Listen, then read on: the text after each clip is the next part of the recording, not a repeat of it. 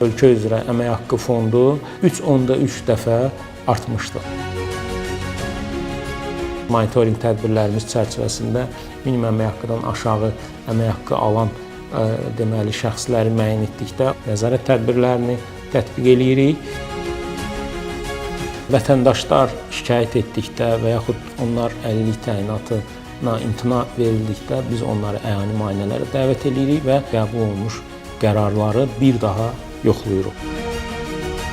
Tibbi sığorta çərçivəsində əsas hədəfimiz sistemin tam şəkildə rəqəmsallaşmasına nail olmaqdan ibarətdir. Ölkədə əmək müqavilələrinin sayında 44%lik bir artım biz müşahidə edirik. Bu şərtlərə cavab verməyən ailələrə sistem üzərindən imtinalar verilir. Bütün bu şikayətlər, bütün narazılıq halları yerində araşdırılır. Hər bir şikayətə biz diqqətlə baxırıq.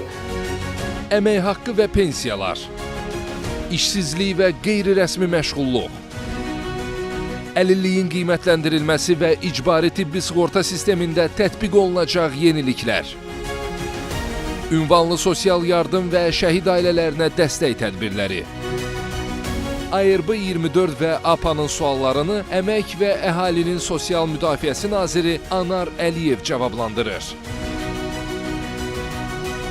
Geniş müsahibə 21 aprel saat 20:45-də ARB 24-də.